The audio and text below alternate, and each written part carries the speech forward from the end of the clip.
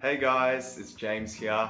I'm currently in Budapest, Hungary, and I'm so excited to bring you this update of what I've been up to this month. So, my journey this month started in Egypt, from Egypt down to Mount Sinai and into Jordan and Israel. It was just incredible. So, anyway, we started our journey in Egypt, in Cairo and Giza. And then we follow the footsteps of Moses and the Israelites down to Mount Sinai.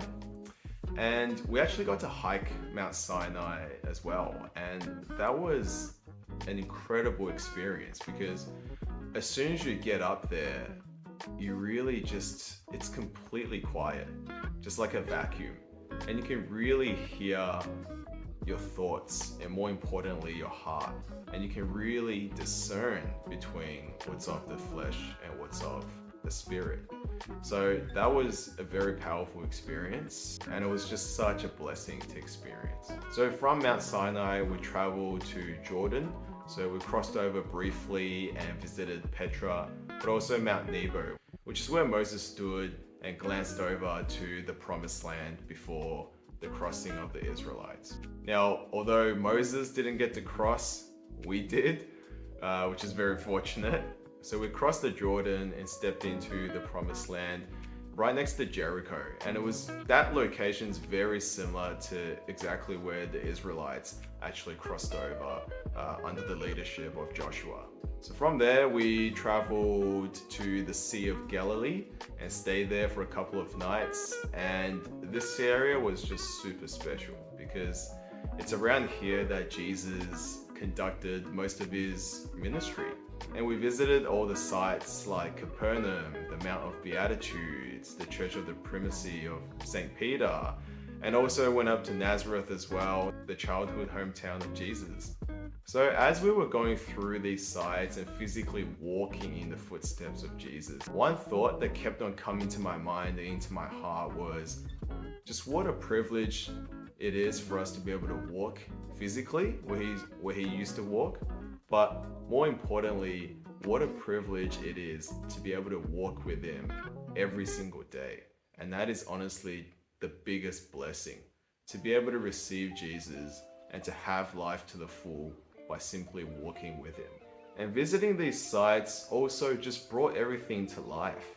Every story in the Bible, every character in the Bible, now we're able to see it in color, to really visualize the areas that they live. Like for example, we sailed on the Sea of Galilee and we really experienced what it would have been like for the disciples as fishermen to operate in that area and to have that area as their daily life. And so many parables when Jesus is talking relate to the geography of the area and the lifestyle of that area. So it was just such an experience that allowed you to fully, in the most tangible way, experience the Bible.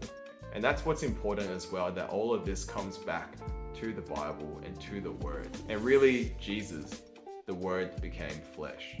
From the Sea of Galilee, we traveled to Jerusalem and we visited sites such as the Mount of Olives, Gethsemane, the 14 Stations of Cross in the old town of Jerusalem, and also did a little trip to Bethlehem to witness where Jesus was born.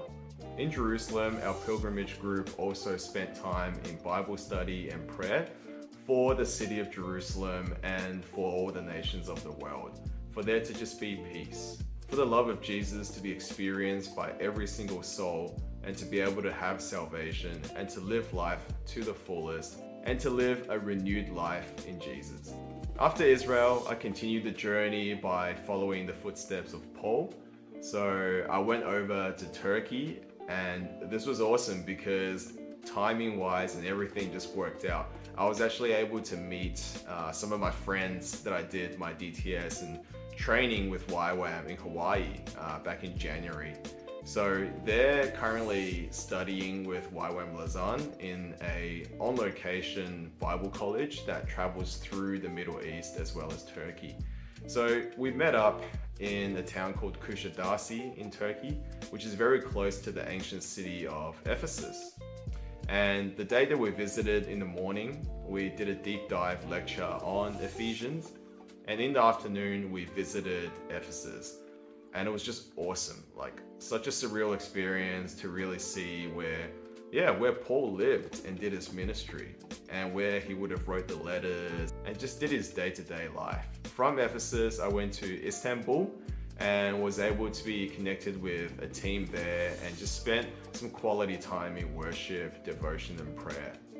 So that's my month, and it's just been a very life-changing experience, I would have to say. But also the most important thing really is the reminder that yes, you can physically walk in the footsteps of Jesus, but more importantly, it's the fact that because of his sacrifice, he's given us the opportunity to literally walk with him in our hearts, in our souls every single day. And that is just the biggest blessing and the biggest privilege that we all have access to. So thank you all for your support. And as always, God bless.